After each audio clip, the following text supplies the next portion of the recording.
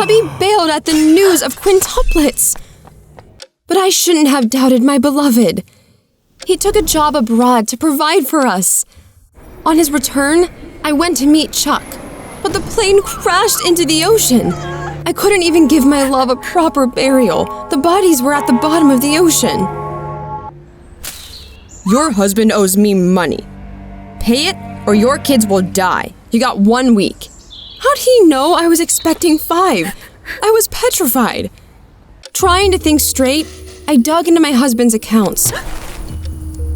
But the threats kept coming. You have 1 week. Don't waste time. Terrified for my babies, I filed a police report. But the psycho stepped up his threats. Tell the cops and your head will be next. Terrified, I withdrew my report. Lying, I just wanted attention after Chuck died. The sum was huge, and the airline would only pay out in 6 months.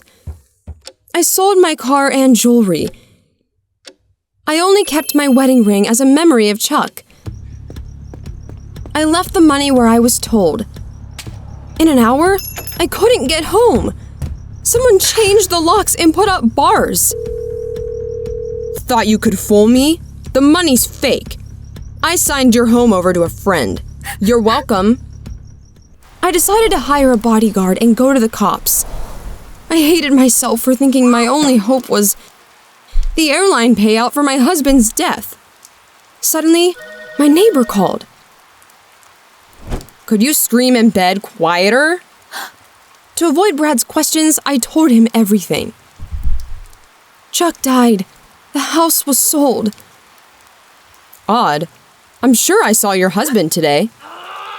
For a moment, I thought I was going crazy. I demanded the payout sooner for my baby's sake. His name wasn't on the list of deceased. Turned out, Chuck was never on that flight. Devastated, I just believed the news. He didn't fly anywhere on those days. Your husband and neighbor just fought over noise. Chuck was alive, but my joy was premature. He'd heard quintuplets and fled to his lover. The crash was a lucky coincidence. Disguised as a collector, Chuck cleaned me out. When I went into labor, Brad was my birth partner. Now we aren't just neighbors. As soon as Chuck was jailed for fraud, his lover dumped him. I sold my wedding ring with a clear conscience and gave the money to those in need. Why do you think men are afraid of being dads?